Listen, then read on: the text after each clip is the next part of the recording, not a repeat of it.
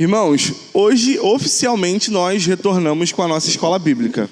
E quem estava aqui no domingo passado ouviu a gente falando um pouquinho sobre o que nós iríamos tratar nesse momento agora, né? E nós vamos falar sobre a redenção, a doutrina da redenção. E aí, a doutrina da redenção, ela é parte daquilo que nós chamamos de metanarrativa bíblica.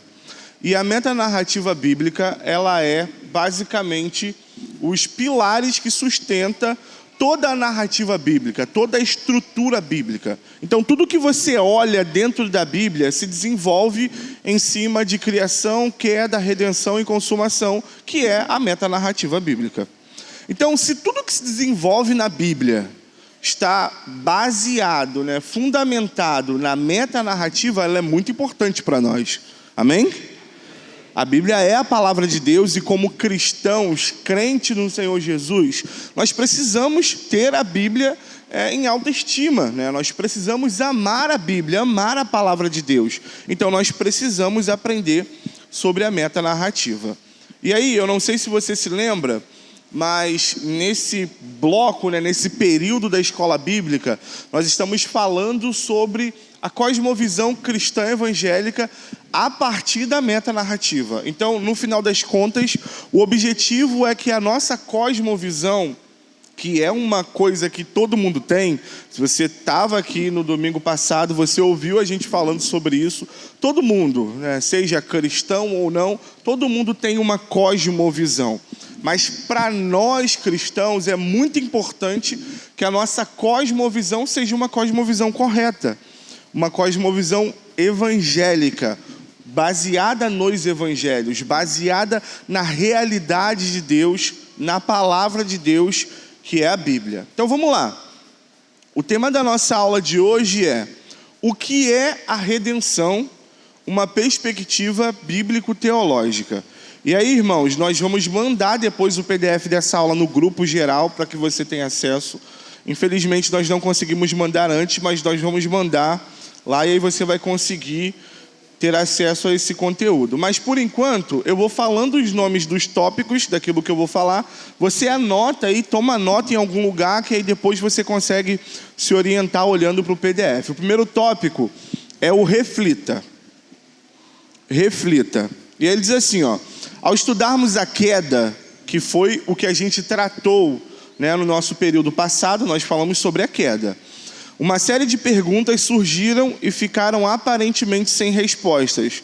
Como, por exemplo, o pecado entrou no mundo criado por Deus através dos representantes da humanidade, Adão e Eva, e isso afetou todas as coisas e colocou o ser humano como alvo da ira de Deus. E a pergunta que surge é: e agora? O ser humano, por causa da queda, por causa dos seus representantes, Adão e Eva, agora está em uma posição de ser alvo da ira de Deus. E aí, a pergunta que precisa saltar o nosso coração e a nossa mente é: e agora? E agora? O que a gente faz? E agora? O que será de nós, É como diz aí o Chapolin, Quem irá nos defender? Então, a doutrina da redenção, que é o que a gente começa a tratar hoje, ela vem exatamente como uma resposta, e não somente uma resposta, tá, irmão? É importante que você tenha isso em mente. Uma resposta satisfatória. A doutrina da redenção vem como uma resposta satisfatória para o problema que a queda trouxe. E não somente isso, ela ressalta a soberania de Deus sobre todas as coisas, inclusive sobre a sua criação, apontando que o propósito de Deus permanece intacto. Uma das questões que surgem quando a gente lê e a gente estuda a doutrina da queda, um dos pensamentos que é natural que surge é o de que, parece que as coisas fugiram um pouco do controle, Então você tinha um mundo criado por Deus perfeito, você tinha lá Adão e Eva desfrutando do paraíso de Deus, Deus sustentando Adão e Eva através da sua criação, e aí de repente acontece a queda, De repente você tem Gênesis 3, e a sensação é, que bagunça. Como que as coisas ficaram bagunçadas, Como que parece que isso aqui está meio que fugindo do roteiro de Deus, né? Meio que fugindo do controle de Deus. E aí você olha e pensa assim, caramba, mas como é que isso foi acontecer? Né? E talvez até pense, mas como Deus foi deixar que isso acontecesse? E aí a doutrina da redenção, ela ressalta, traz à tona para nossa mente e coração o fato de que o plano de Deus, mesmo com a queda, permanece intacto. Ele permanece inabalável. A queda não é algo que pegou Deus de surpresa, sabe? Deus não estava esperando que aquilo acontecesse, e aí de repente aquilo aconteceu. Muito pelo contrário. Então a doutrina da redenção, ela, além de vir como uma resposta satisfatória para o problema da queda, também ressalta a soberania de Deus sobre toda a criação, sobre todas as coisas. E aí o próximo tópico é a justa ira de Deus. Anota aí. Para quando você abrir o PDF, você conseguir encontrar sobre o que a gente vai falar agora. A justa ira de Deus. O pecado da humanidade realizado em Adão e Eva provocou a justa ira de Deus. E aí eu quero convidar você a abrir o primeiro texto aí da Bíblia, lá em Romanos, no capítulo 1. Romanos, no capítulo 1.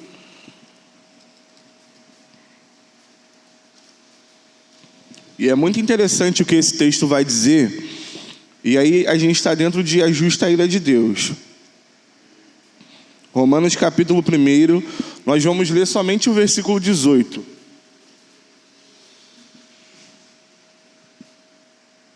Eu leio na versão NAA, tá, irmãos? Diz assim, ó. A ira de Deus se revela do céu contra toda impiedade e injustiça dos seres humanos, que, por meio da sua injustiça, suprimem a verdade. Então, o escritor aos Romanos está dizendo que a ira de Deus se revela do céu contra toda impiedade e injustiça. Então, a ira de Deus, ela não vem para qualquer coisa. Deus, ele não é um Deus irado naturalmente, sabe? Você olha para Deus e aí Deus, ele está irado. Não. O texto vai dizer que a ira de Deus se revela do céu contra toda impiedade e injustiça. Então, a ira de Deus, ela tem um alvo. O alvo da ira de Deus é toda impiedade e injustiça. E aí, a gente precisa entender que é normal que Deus esteja irado com a humanidade pecadora. É normal. Isso é natural. Por quê? Porque ao pecar, o ser humano se coloca nessa posição aqui, ó, que o escritor aos Romanos está dizendo que a ira de Deus se revela dos céus, numa posição de impiedade e de injustiça. E por estar nessa posição, o ser humano, ele passa a ser alvo da ira de Deus. E a ira de Deus é algo normal, natural, por quê? Porque Deus é santo e justo. Isso é parte do caráter de Deus. Então vamos lá, abre a sua Bíblia em Levítico. Levíticos no capítulo 11.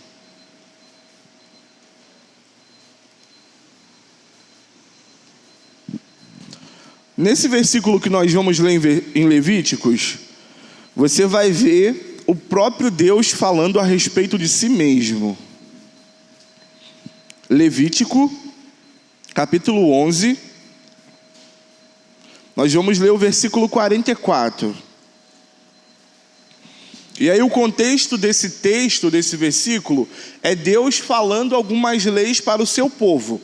E olha o que o próprio Deus afirma a respeito de si mesmo. Eu sou o Senhor, o Deus de vocês. Portanto, consagrem-se e sejam santos, porque eu sou santo. Então, o próprio Deus está declarando a respeito de si mesmo que Ele é santo. Ele é santo. Deus é santo, isso é parte do seu caráter. E Ele ordena que o ser humano, a sua criação, Ele ordena que o ser humano seja santo. Por quê? Porque Ele é santo. Então, ao se contaminar com o pecado, o ser humano se coloca em oposição à natureza de Deus. Por isso que naturalmente o ser humano se torna alvo da ira de Deus, porque nós temos um Deus santo, que diz para os seres humanos: sejam santos, porque eu sou santo. Um Deus santo que não se deixa contaminar por nenhum tipo de injustiça e impiedade. E agora o ser humano se coloca nessa posição de injustiça e de impiedade. Então ele se coloca em oposição à natureza de Deus. Deus não é santo porque Ele se esforça para ser santo. Isso é algo que tem que ficar bem claro na nossa mente, tá, irmãos? Não é como nós, seres humanos. Por que nós somos santos? Obviamente, por causa da obra de Cristo Jesus e porque nós estamos em um processo de santificação que vem de Deus. Deus não é santo por isso. Deus acorda de manhã e Ele se esforça para não errar porque Ele deseja viver em santidade. Não, isso não acontece com Deus. Deus é santo naturalmente. Isso é parte do seu caráter.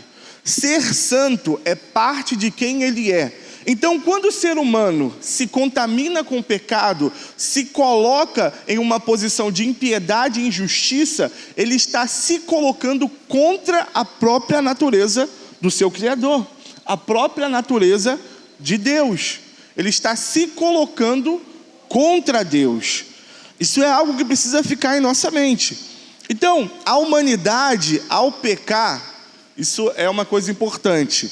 Ela não somente desobedece a uma ordem, sabe? Deus falou para não comer do fruto, e aí a humanidade foi lá e comeu do fruto. Nossa, como que a humanidade é desobediente? Eles desobedeceram uma ordem de Deus. Não é só isso que acontece.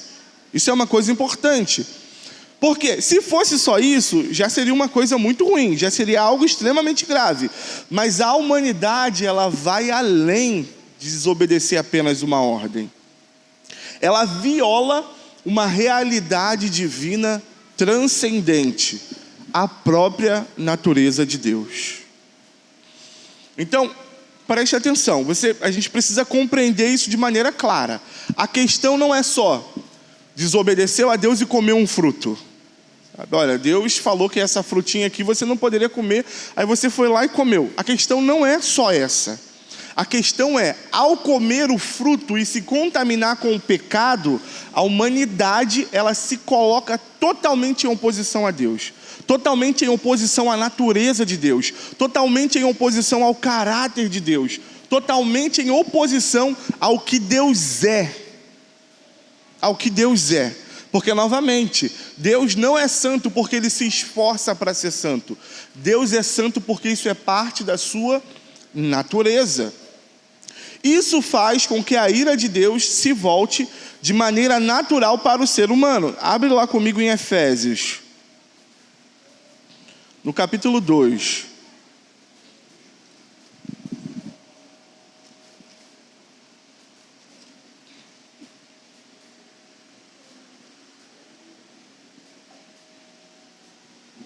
Efésios no capítulo 2.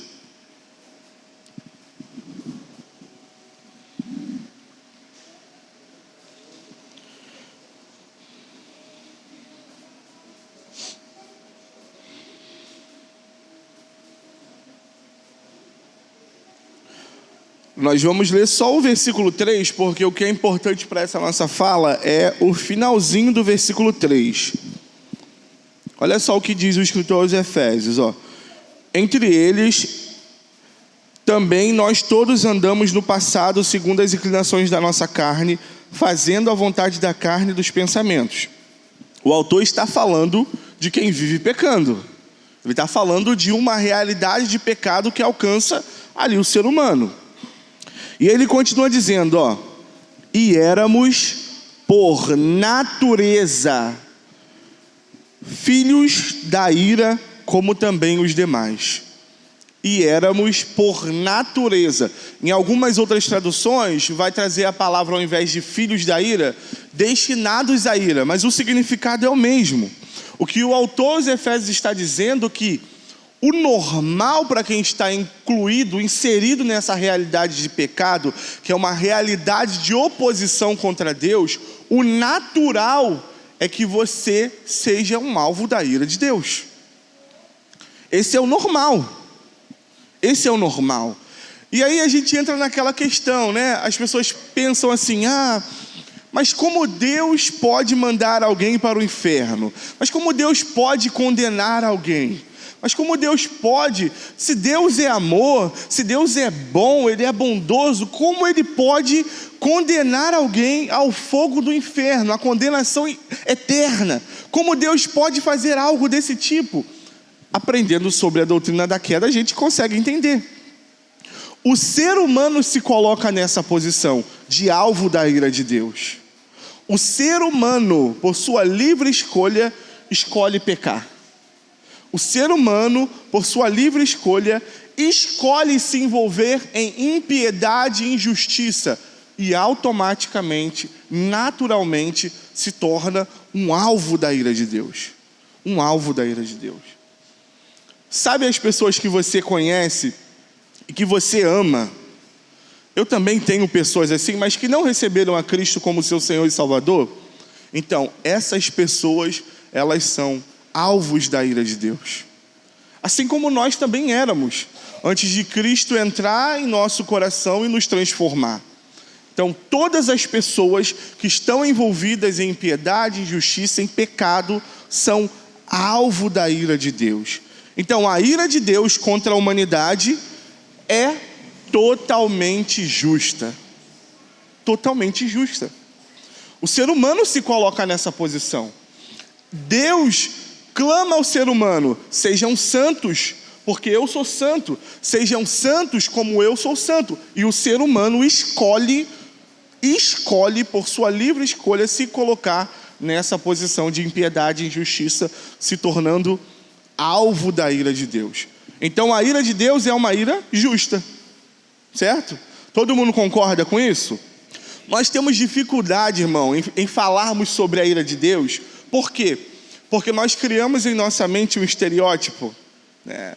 Quando a gente fala assim, olha, Deus é amor, Deus é bom, a gente imagina Deus funcionando como a gente funciona. A gente acaba romantizando, sabe?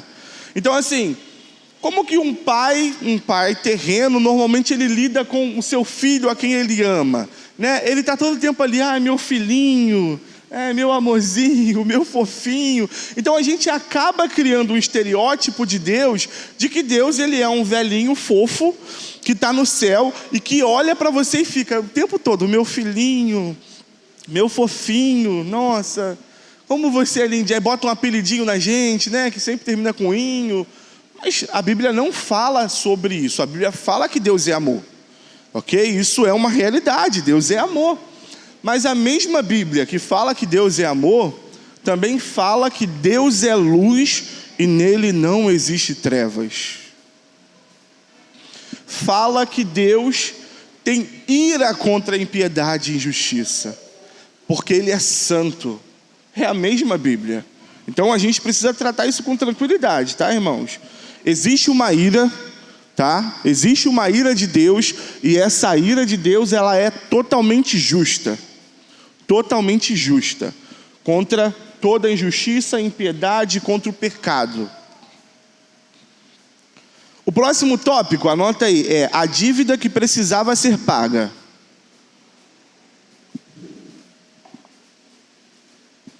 A dívida que precisava ser paga.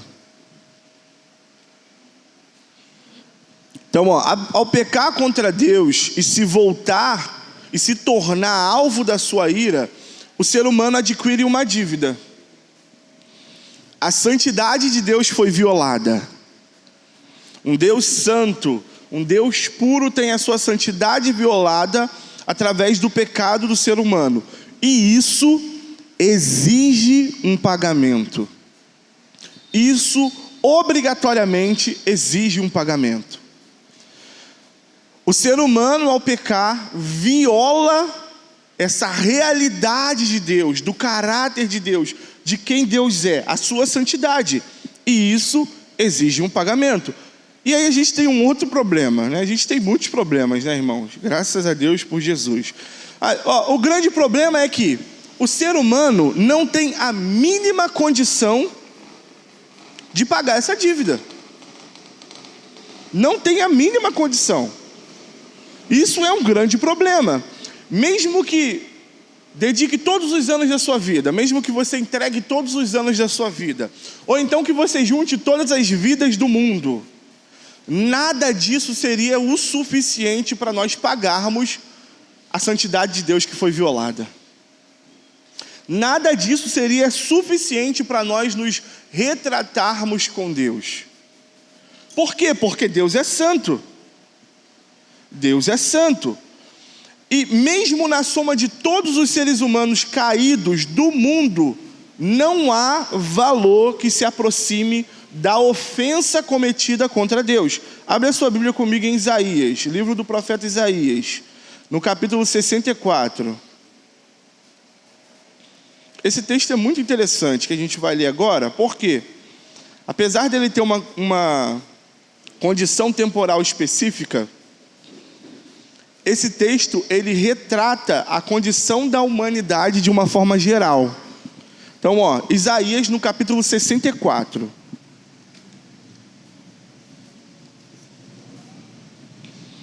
Isaías 64.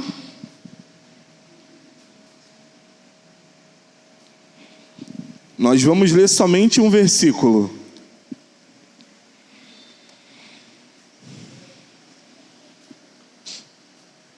Nós vamos ler o versículo 6.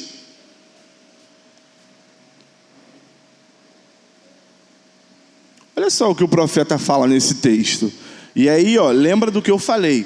Apesar de existir uma condição temporal, esse texto ilustra muito bem a condição geral da humanidade pós-queda, tá? Guarda isso na sua cabeça. Olha só o que diz o texto, Todos nós somos como o imundo. Já começa bem bacana, né, o versículo. Leve demais. Todos nós somos como o imundo.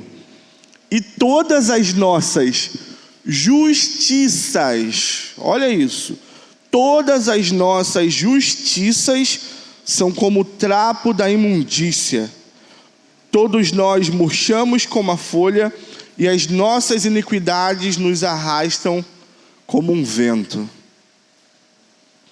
O profeta está dizendo, e é assim, você tem isso na sua mente, tá, irmãos? Sabe, pensa agora em todas as coisas boas que você acha que você faz durante o seu dia, na sua semana. Pensa nessas ações que você faz, que você considera como ações boas, sabe? Né? Que você fala assim, cara, isso aqui é um ato de justiça. Isso aqui, ele está comparando isso como aquilo que ele chama de trapo da imundícia. Depois a gente pode falar especificamente sobre o que é isso aqui, mas ele está basicamente dizendo que todo o esforço do ser humano em fazer justiça com a sua própria força, ele é em vão.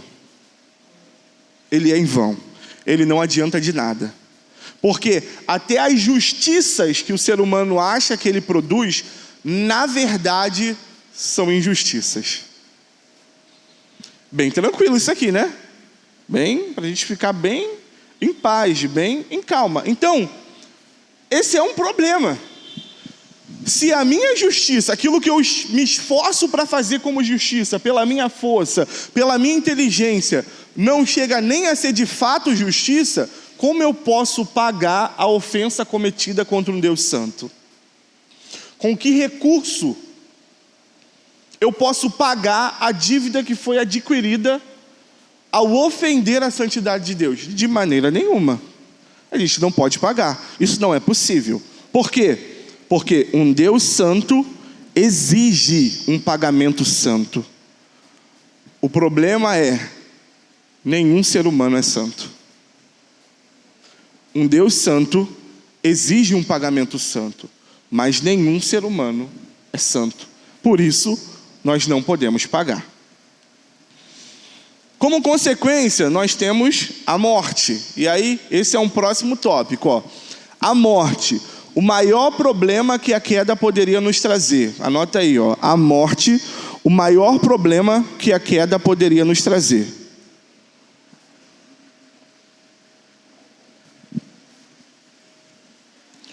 Ao pecar contra Deus, Adão e Eva automaticamente colocaram a humanidade em oposição ao Criador e sustentador da vida. A gente está falando isso desde o início. Quando o ser humano escolhe pecar, ele se coloca em oposição a Deus.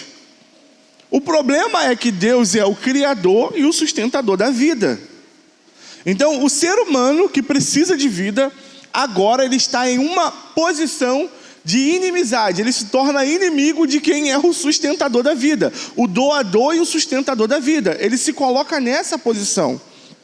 Deus, o dono da vida, é totalmente santo e não aceita o pecado. Após a queda, o ser humano se encontra em uma condição de sujeira incompatível com o caráter puro de Deus e sem a mínima condição de pagar por uma reconciliação. Assim, a única opção possível é um afastamento imediato para que o ser humano não seja completamente aniquilado pela santidade de Deus. O ser humano se coloca em oposição a Deus, ele está sujo. Deus é santo, Deus é luz e nele não existe trevas. Não é possível que trevas se aproximem de Deus, porque a luz da santidade dele dissipa todas as trevas. Isso também é claro para a gente, é ok para você. Se você tem dúvida sobre isso, leia depois a primeira epístola de João. Ele vai falar sobre isso lá. Deus é luz, eu acho que é na primeira epístola. É a primeira epístola. Deus é luz e não existe nele trevas. João vai deixar isso claro para a gente. Então, se esse ser humano sujo, contaminado com o pecado, permanecesse dessa forma, próximo a Deus, ele seria completamente aniquilado.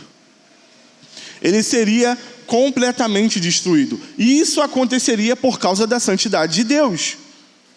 Por ele ser santo e não existir treva neles, se o ser humano, contaminado com o pecado, permanecesse próximo a Deus, ele seria completamente aniquilado. E aí o que acontece? Uma separação imediata. Imediatamente o ser humano ele é desconectado e ele se afasta de Deus por causa do pecado, exatamente para que ele não seja aniquilado.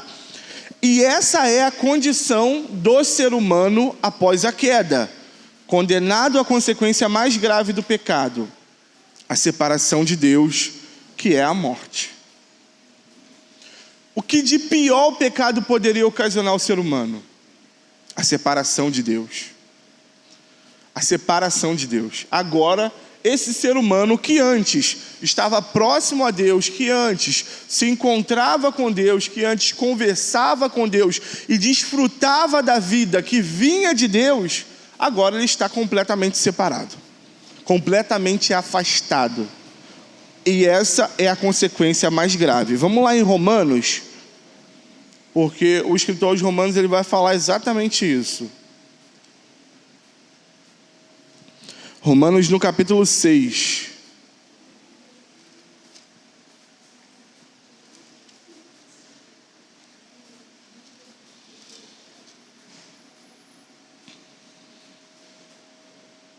Nós vamos ler só a primeira parte do versículo 23, que fala exatamente isso, né?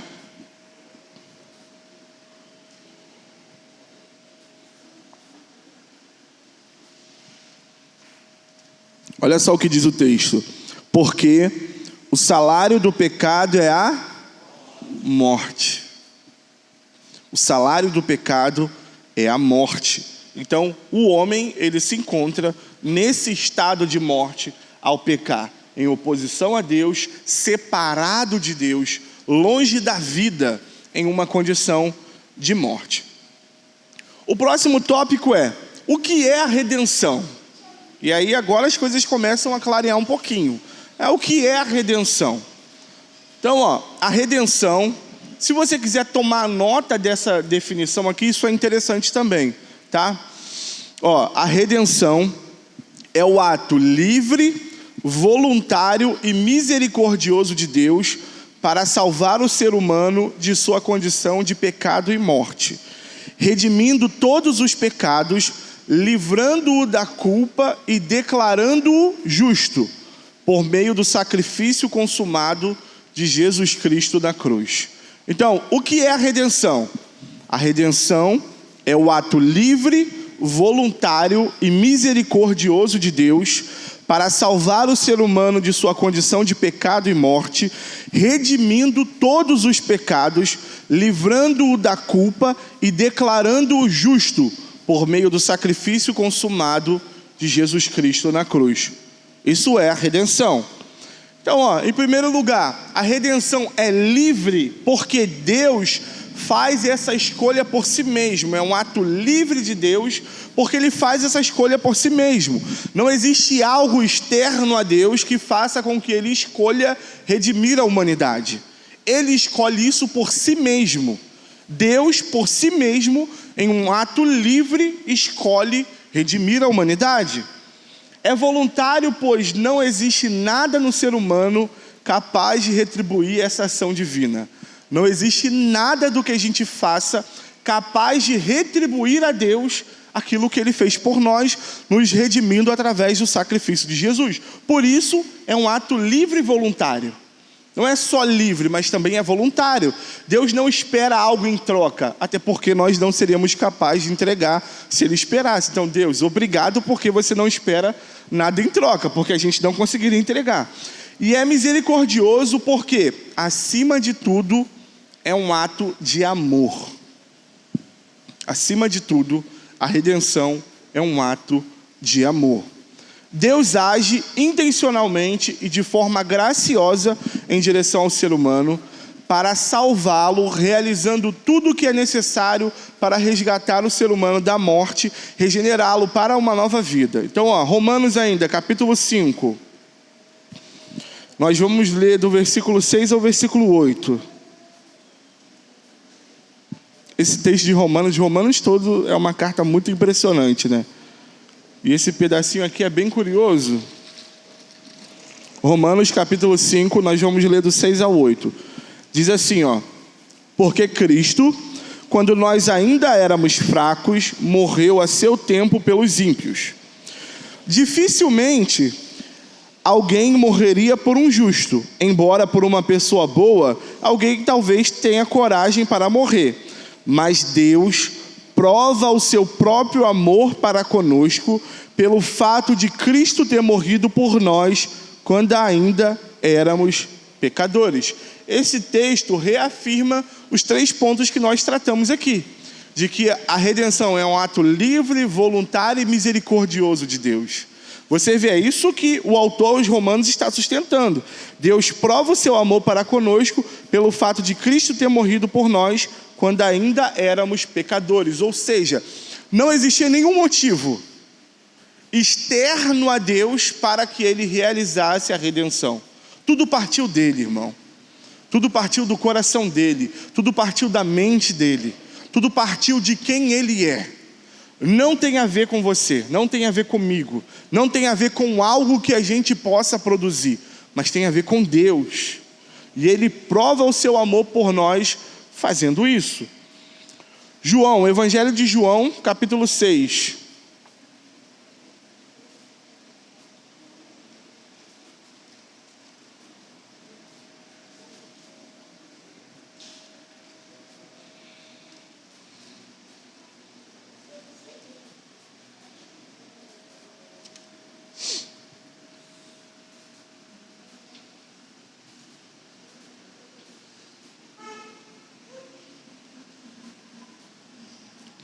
Esse texto é uma fala do próprio Jesus aos seus discípulos.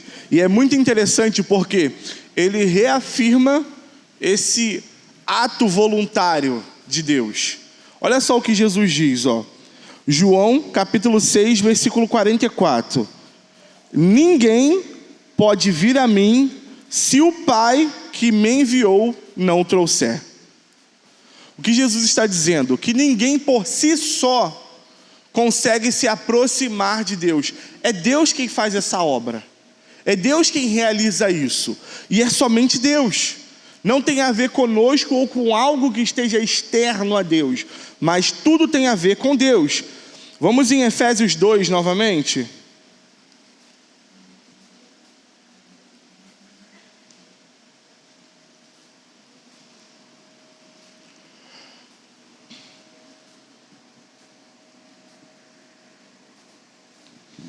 Nós vamos ler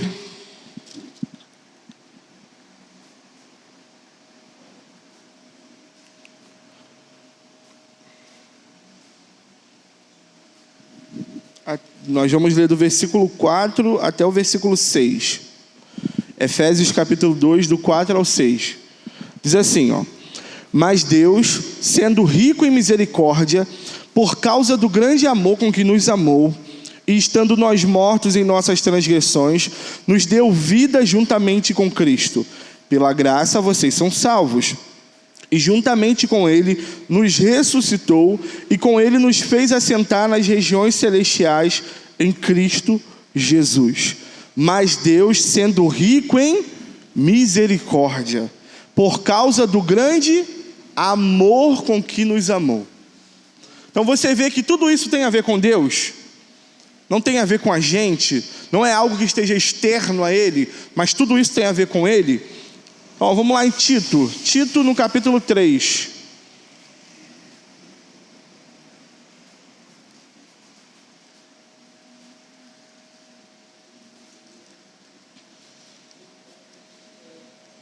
Tito no capítulo 3. Nós vamos ler 2 versículos também.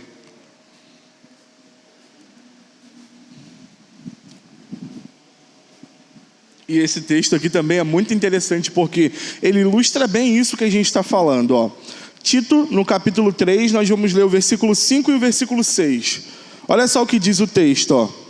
Ele nos salvou, não por obras de justiça praticadas por nós, mas segundo a sua misericórdia.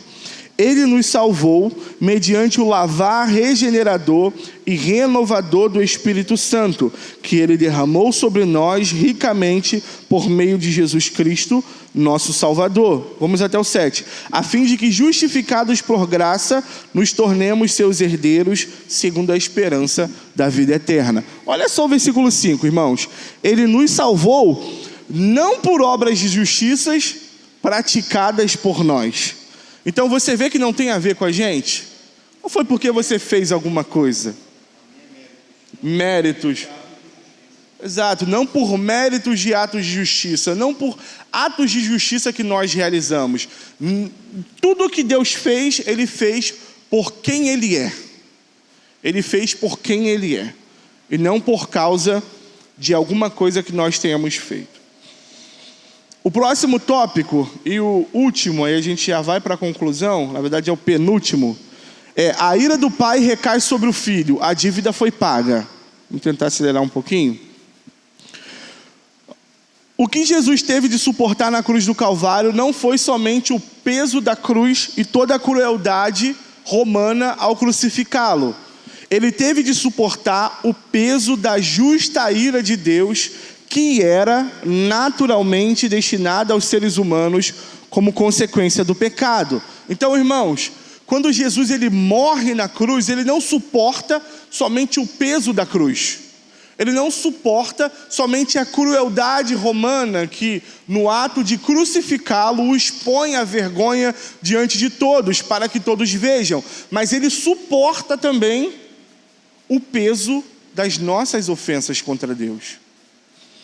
Nós ofendemos a Deus, e a justa ira de Deus, que naturalmente era para nós, recai sobre o Filho, recai sobre Jesus, e Ele suporta esse peso. Então Jesus se entrega espontaneamente, e o que Ele mesmo diz aos seus, lá em João 10, 18, é que Ele entrega a sua vida. Anota isso aí para depois você ler. Evangelho de João, capítulo 10, versículo 18. Jesus vai falar: ninguém tira a minha vida. Ninguém tem essa capacidade. Ninguém pode fazer. Eu espontaneamente a dou. Eu espontaneamente a entrego. Jesus espontaneamente entrega a sua vida e suporta o peso da ira de Deus, que era para nós, que era para o ser humano. E ele deixa isso claro. Em obediência ao Pai, o Filho se entrega e suporta o peso da ira. Jesus tomou sobre si a nossa condenação e carregou em seu corpo a nossa dor e sofrimento. Depois você pode ler o texto de Isaías no capítulo 53. Então Jesus, o homem perfeito, porque Jesus não cometeu pecado, ele é o homem perfeito. Jesus, o homem perfeito, era o único que poderia fazer o pagamento da dívida da humanidade. Porque lembra do que eu falei? Um Deus santo exige um pagamento santo. Um Deus justo exige um pagamento justo. Só que nós não somos santos e nem justos. Mas Jesus é santo e justo. Então ele era o único que poderia fazer isso. E ele fez ao se entregar na cruz. No ato sacrificial de Cristo, toda a justiça de Deus é satisfeita. No ato sacrificial de Cristo, toda justiça de Deus é satisfeita. Sabe o pagamento que se exige por conta da ofensa contra Deus? Jesus faz isso, Jesus paga. E ele paga satisfatoriamente. E os seres humanos em Cristo podem provar da salvação. Agora, o escrito de dívida que existia contra os seres humanos, em Cristo, foi encravado na cruz. É o que diz o texto de Colossenses, no capítulo 2, versículo 14. Depois você dá uma olhada também. E por causa de Cristo, a humanidade tem paz com Deus. Você vê como que o cenário muda? Nesse ato livre, voluntário e misericordioso de Deus, que é a redenção, como que o cenário muda? Antes, em oposição contra Deus, agora em paz com Deus. Antes, inimigos, alvos da ira de Deus, da justa ira de Deus, agora amigos e alvos do amor de Deus por causa de Cristo Jesus. A redenção é uma obra fantástica, incrível, e que nós não conseguimos alcançar completamente com a nossa mente limitada. Mas ela nos coloca em uma nova posição. Agora nós temos paz com Deus. E por termos paz com Deus, a morte não é mais um problema. Antes a morte era um problema para nós, porque estávamos separados de Deus. Nós não tínhamos vida, porque Deus é o autor, doador e sustentador da vida. Então, se o ser humano está separado do autor, doador e sustentador da vida, ele não tem vida. Mas por causa da obra de Cristo, por causa da redenção livre, voluntária e misericordiosa de Deus, a morte não é mais um problema, porque agora nós temos paz com Deus. Agora, com a justiça satisfeita, a morte já não é mais um problema, pois ela foi vencida por Cristo na cruz. O ser humano pode, em Cristo, se reconectar com Deus, o autor e sustentador da vida. Por causa de Cristo e de sua obra, nada mais pode causar essa separação. Você tem isso lá no texto de Romanos, no capítulo 8, a partir do versículo 38, né? O autor vai falar, quem nos separará? E nos méritos de Cristo, que nos aproximamos de Deus e o chamamos de Pai. A obra de Cristo é completa. Não restam complementos ou acréscimos. Nós só precisamos confiar. Nós só precisamos crer. A obra de Cristo é uma obra completa. Completa. Nós somos redimidos, reconciliados com Deus, reconectados com o autor, doador e sustentador da vida por causa de Cristo. Alguém tem alguma pergunta, gente, diante de tudo isso que a gente expôs? Ou ficou tudo claro para vocês? Se tem um momento é agora, hein? Vamos lá, para a gente concluir. Deus em Cristo realizou tudo o que era necessário para redimir a humanidade. Isso ficou claro para nós.